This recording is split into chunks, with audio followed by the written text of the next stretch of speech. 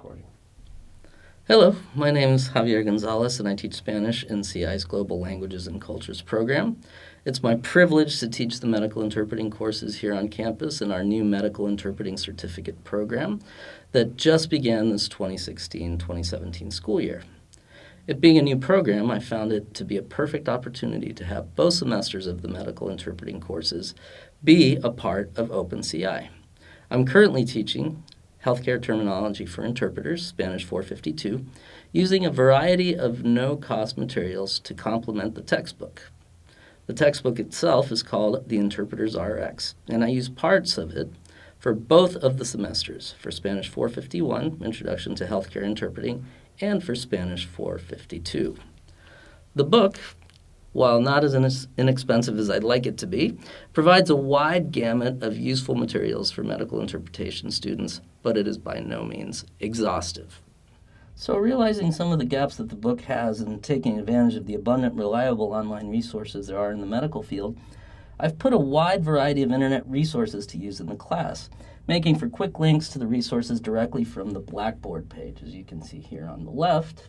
Perhaps the best of these resources are the bilingual Medline Plus sites maintained by the National Institute of Health.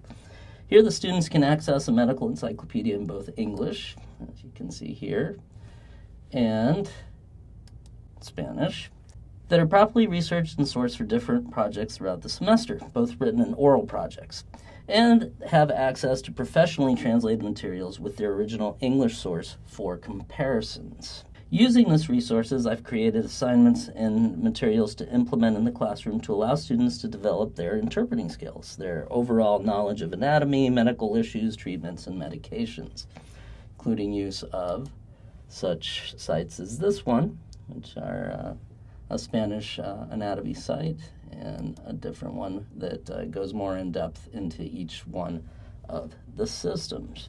Furthermore, I've used different materials drawn from different sites such as the American Kidney Foundation or the American Diabetes Association, and many others to incorporate into the course's real-world materials to work with. I also encourage the use of lingui.es, an excellent translation website, as well as wordreference.com for terminology and turns of phrase that are often not easily interpreted or translated from one language to another.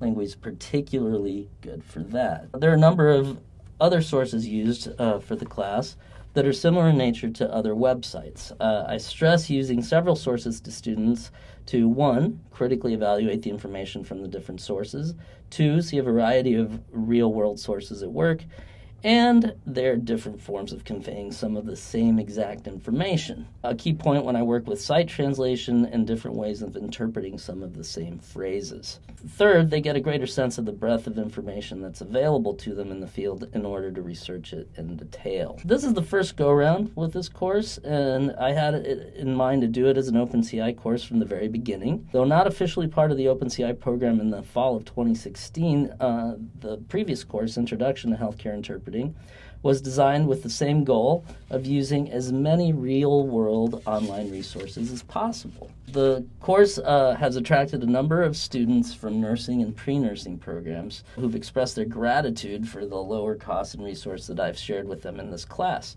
And given the nature of the field of medical interpreting and the fact that there's always new material being generated online in the medical field, becoming familiar with some pre-screened, reliable sources of information to put to use in any number of their different courses has also been very helpful to them.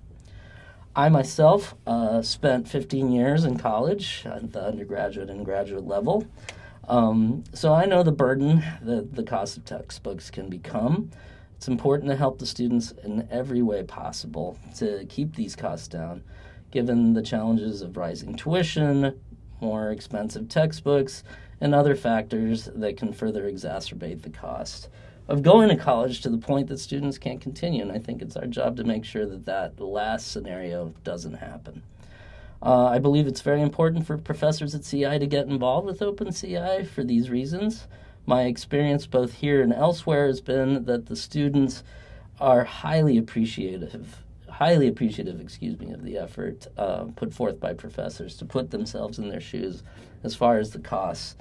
And It's also an opportunity as a professor in pulling the materials together that best prepares them in your specific class and using your criteria to what is best going to prepare them by curating these sorts of things, whether it be through articles that you can get through other sources or through the internet, as I've done. Thank you.